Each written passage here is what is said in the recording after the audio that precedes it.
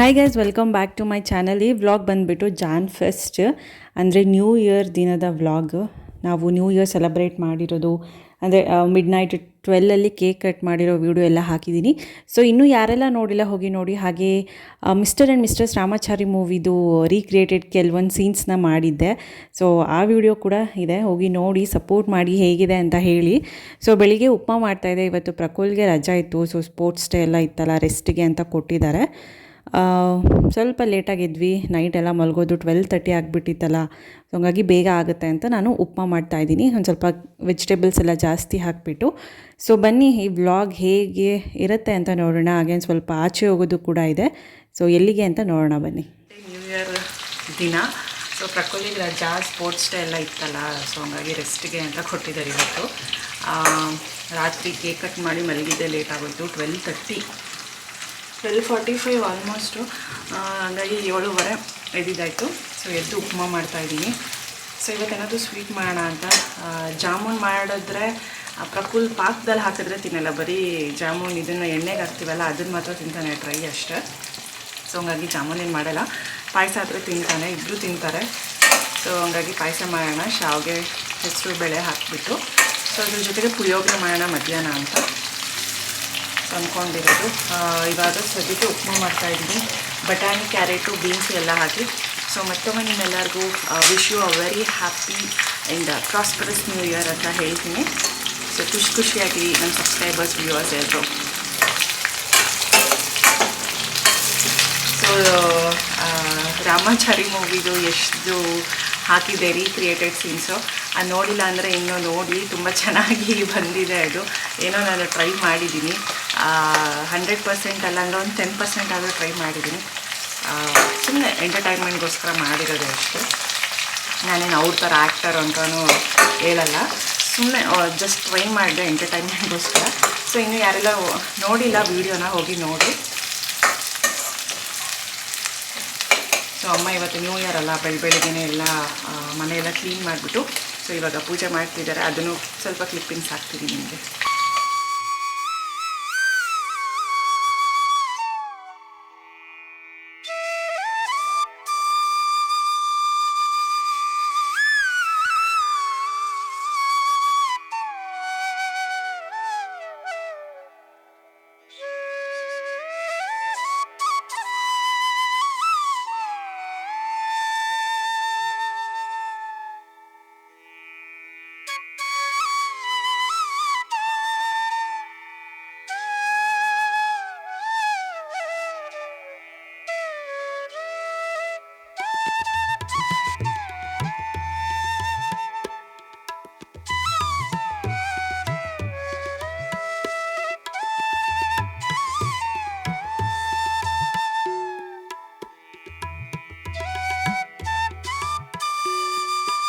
Hello friends, ಇವಾಗ fresh up ಆಗಿ ಬಂದೆ. ಸೊ ಅಮ್ಮ ಮಕ್ಕಳನ್ನ ಇಬ್ಬರನ್ನೂ ಕರ್ಕೊಂಡು ಇಲ್ಲೇ ಅವರು ಫ್ರೆಂಡ್ ಮನೆ ಇದೆ ಹಿಂದೆ, ಅಲ್ಲಿ ಹೋಗಿ ಕರ್ಕೊಂಡು ಹೋಗಿದ್ದಾರೆ.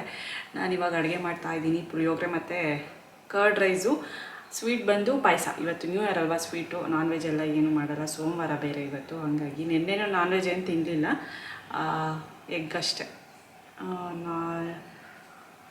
ಯೂಶ್ವಲಿ ನ್ಯೂ ಇಯರಲ್ಲಿ ಎಲ್ಲರೂ ತಿಂತಾರೆ ನಾನ್ ವೆಜ್ಜು, ಬಟ್ ನಾವೇನು ತಿನ್ನೋಕ್ಕೆ ಹೋಗಲ್ಲ, ವೆಜ್ಜೇ ತಿಂತೀವಿ.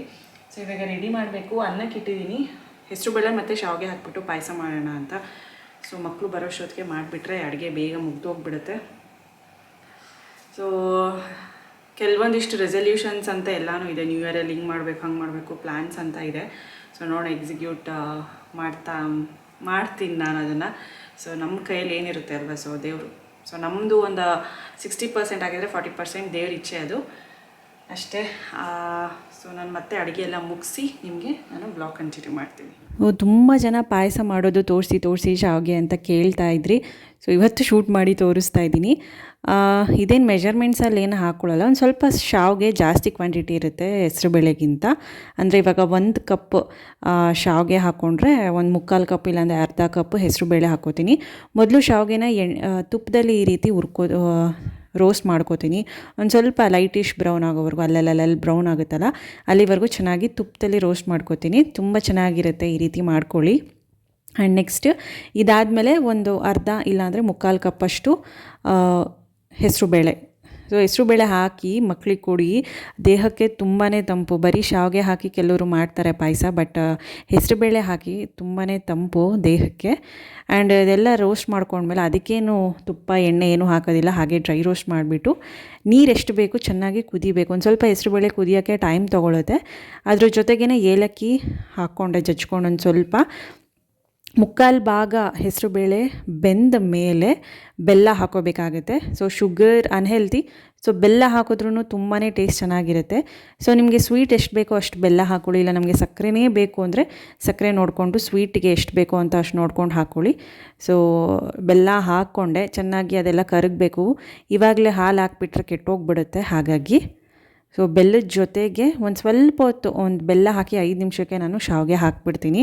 ಏನಕ್ಕೆ ಶಾವಿಗೆನೂ ಕೂಡ ಜಾಸ್ತಿ ಕುದಿಸ್ಕೋಬಾರ್ದು, ಕುದಿಸ್ಕೊಂಡ್ರೆ ಪಿಸ ಅಂತ ಇರುತ್ತೆ, ಸ್ಟಿಕ್ಕಿ ಥರ ಇರಲ್ಲ. ಮತ್ತು ಶಾವಿಗೆ ಇದೆಯಾ ಇಲ್ವಾ ಅನ್ನೋ ಥರ ಆಗಿಬಿಡುತ್ತೆ, ಅನ್ನ ಥರ ಪಿಸ ಆಗಿಬಿಡುತ್ತೆ.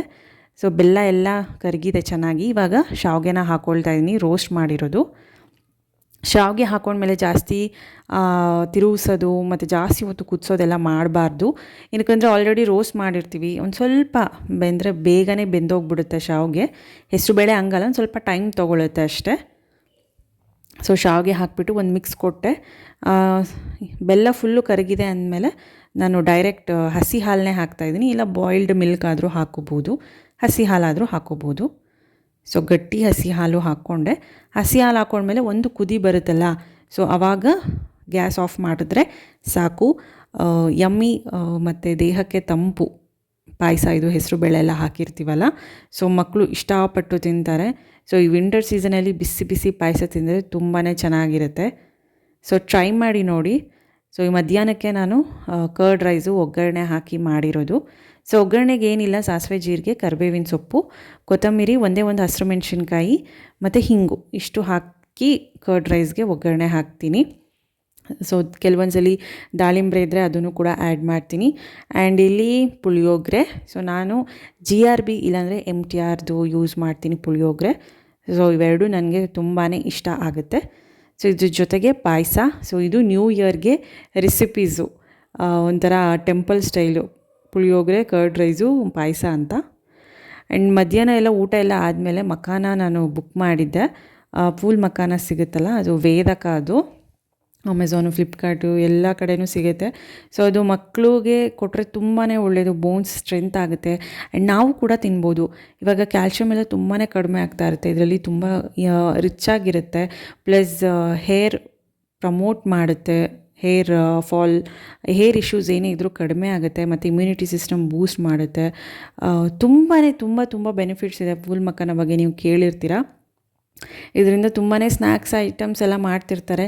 ಸೊ ನಾನು ಸದ್ಯಕ್ಕೆ ಇವಾಗ ಒಂದು ಸ್ವಲ್ಪ ತುಪ್ಪ ಹಾಕಿಬಿಟ್ಟು ಡೈರೆಕ್ಟ್ ಅದನ್ನು ರೋಸ್ಟ್ ಮಾಡ್ಕೋತಾ ಇದ್ದೀನಿ ತುಪ್ಪದಲ್ಲಿ. ರೋಸ್ಟ್ ಮಾಡಿದ್ಮೇಲೆ ಎಲ್ಲಿವರೆಗೂ ರೋಸ್ಟ್ ಮಾಡಬೇಕು ಅಂದರೆ ಲೋ ಫ್ಲೇಮಲ್ಲಿ ಇಟ್ಕೋಬೇಕು. ನೀವು ಹೈ ಫ್ಲೇಮಲ್ಲಿ ಇಟ್ಕೊಂಡ್ರೆ ಕಪ್ಪಗಾಗ್ಬಿಡುತ್ತೆ. ಅದು ನೋಡೋಕ್ಕೆ ತಿನ್ನೋಕ್ಕೆ ಒಳ್ಳೆ ಪಾಪ್ಕಾರ್ನು, ಈ ಮಂಡಕ್ಕಿ ಥರನೇ ಇರುತ್ತೆ, ಬಟ್ ತುಂಬ ಒಳ್ಳೆಯದು. ಡೈಲಿ ಒಂದು 9 ಇಲ್ಲ 10 ಆ ರೀತಿ ಕೊಡಿ ಮಕ್ಕಳಿಗೆ, ಒಂದು 5-6 ದಿನ ಕೊಟ್ಟರೆ ಸಾಕು. ಏನಕ್ಕಂದರೆ ಡ್ರೈ ಫ್ರೂಟ್ ಅಲ್ವಾ, ಯಾವುದು ಕೂಡ ಅತಿ ಆಗಬಾರ್ದು. ಸೊ ಅಮೃತ ಕೂಡ ವಿಷ ಅಂತ ಹೇಳ್ತಾರೆ ಅಲ್ವಾ. ಸೊ ಇದೆಲ್ಲರಿಗೂ ಆಗುತ್ತೆ ಅಂತ ನಾನು ಸ್ವಲ್ಪ ಜಾಸ್ತಿ ಹಾಕ್ತಾಯಿದ್ದೀನಿ. ಇದರಲ್ಲಿ ಸ್ನ್ಯಾಕ್ಸ್ ಕೂಡ ಮಾಡಿ ತೋರಿಸ್ತೀನಿ ಟೈಮ್ ಇದ್ದಾಗ ನನಗೆ. ಇವಾಗ ಸದ್ಯಕ್ಕೆ ಗೀಯಲ್ಲಿ ರೋಸ್ಟ್ ಮಾಡ್ಕೋತಾ ಇದ್ದೀನಿ. ಅದು ನಾವು ಹಿಂಗೆ ಪ್ರೆಸ್ ಮಾಡಿದಾಗ ಚೆನ್ನಾಗಿ ಪುಡಿ ಆಗಬೇಕು. ಸೊ ಅಲ್ಲಿವರೆಗೂ ಲೋ ಫ್ಲೇಮಲ್ಲಿ ಕೈ ಆಡಿಸ್ತಾನೆ ಇರಬೇಕು. ಈ ರೀತಿ ರೋಸ್ಟ್ ಮಾಡಿಬಿಟ್ಟು ಕೊನೆಗೆ ಉಪ್ಪು ಹಾಕ್ಬಿಟ್ಟು ಚೆನ್ನಾಗಿ ತಿರುಗಿಸ್ಕೊಂಡ್ರೆ ತುಂಬ ಚೆನ್ನಾಗಿರುತ್ತೆ. ಕೆಲವೊಂದು ಸತಿ ನೀವು ಬಾಕ್ಸ್ಗೆ ಮಕ್ಕಳಿಗೆ ಸ್ನ್ಯಾಕ್ಸ್ಗೆ ಕೂಡ ಹಾಕಿ ಕಳಿಸ್ಬೋದು. ಇಲ್ಲ ಸ್ಕೂಲಿಂದ ಬಂದ ತಕ್ಷಣ ಏನಾದರೂ ಒಂದು ಹೆಲ್ತಿ ಸ್ನ್ಯಾಕ್ ಕೊಡಬೇಕು ಅಂದರೆ ಇದನ್ನು ಮಾಡಿ ಕೊಡಿ, ಇಷ್ಟಪಟ್ಟು ತಿಂತಾರೆ. ಇದ್ರ ಜೊತೆಗೆ ಒಂದಿಷ್ಟು ಗೋಡಂಬಿ, ಒಂದಿಷ್ಟು ದ್ರಾಕ್ಷಿ ಎಲ್ಲ ಕೊಟ್ಟರೆ ಆ ಡ್ರೈ ಫ್ರೂಟ್ಸ್ ತುಂಬಾ ಒಳ್ಳೆಯದಲ್ಲ ಮಕ್ಕಳಿಗೆ. ಹಾಗಾಗಿ ಸೊ ಸಂಜೆ ಇದೆಲ್ಲ ಕಾಫಿ, ಟೀ, ಸ್ನ್ಯಾಕ್ಸ್ ಎಲ್ಲ ತಿಂದು ಹೊರಗಡೆ ಹೋಗ್ತಾಯಿದ್ದೀವಿ. ನಾನು ಆಗಲೇ ಹೇಳಿದೆ ಹೊರಗಡೆ ಹೋಗ್ತಿದ್ದೀವಿ ಅಂತ. ಏನಕ್ಕಂದರೆ ಮನೆಗೆ ಲೈಟ್ಸ್ ತರೋದಕ್ಕೆ. ಮೊದಲು ನಾವು ಐಕ್ಯಾದಲ್ಲಿ 5000 ರುಪೀಸ್ದು ಒಂದು ಲೈಟ್ ತಂದಿದ್ವಿ, ನಿಮಗೆ ನೆನಪಿದೆ ಅನಿಸುತ್ತೆ, ವ್ಲಾಗ್ಸಲ್ಲೆಲ್ಲ ತೋರಿಸಿದ್ದೀನಿ. ಸೊ ಈ ಸಲ ಒಂದು ಸ್ವಲ್ಪ ದೊಡ್ಡ ತರೋಣ, ಸೆಕೆಂಡ್ ಫ್ಲೋರಲ್ಲಿ ಇದೆಯಲ್ಲ ಸ್ಕೈ ರೂಫ್ ಇರೋದ್ರಿಂದ ಅಲ್ಲಿಂದ ಸ್ವಲ್ಪ ದೊಡ್ಡ ಝೂಮರ್ ತಂದರೆ ತುಂಬ ಚೆನ್ನಾಗಿರುತ್ತೆ ಸೆಂಟರಲ್ಲಿ ಮೇಲ್ಗಡೆ ಹಾಕಿದ್ರೆ ಅಂತ. ಇವಾಗ ತಂದಿರೋದು ಹಾಲಲ್ಲಿದೆ. ಸೊ ಅದಕ್ಕೆ ನೋಡೋಣ ಅಂತ ಹೋಗ್ತಾ ಇದ್ವಿ ಸೆಲೆಕ್ಷನ್ ಮಾಡೋದಕ್ಕೆ. ಸೊ ಪರ್ಚೇಸ್ ಇನ್ನೂ ಯಾವಾಗ ಅಂತ ಗೊತ್ತಿಲ್ಲ, ಹೋಗಿ ನೋಡ್ಕೊಂಡು ಬರೋಣ ಅಂತ. ಸೊ ಅದಕ್ಕೂ ಮುಂಚೆ ವೆಂಕಟೇಶ್ವರ ಸ್ವಾಮಿ ದೇವಸ್ಥಾನಕ್ಕೆ ಹೋಗಿ ಬಂದ್ವಿ. ನ್ಯೂ ಇಯರ್ ಅಲ್ವಾ, ಸ್ವಲ್ಪ ಕೈ ಮುಕ್ಕೊಂಡು. ಸೊ ಕುಶಾ ಲೈಟ್ಸ್ ಅಂತ ಇದು ಬಂದುಬಿಟ್ಟು ನಿಮಗೆ ಗೂಗಲಲ್ಲಿ ಸರ್ಚ್ ಮಾಡಿದ್ರೂ ಸಿಗುತ್ತೆ. ಒಳ್ಳೊಳ್ಳೆ ಲೈಟ್ ಕಲೆಕ್ಷನ್ಸ್ ಇದೆ. ಆ್ಯಂಡ್ ರಂಗೋಲಿ ಕೂಡ ಎಷ್ಟು ತುಂಬ ಚೆನ್ನಾಗಿ ಹಾಕಿದ್ರು.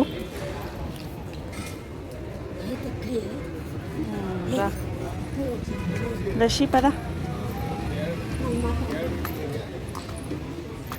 ಲಶಿ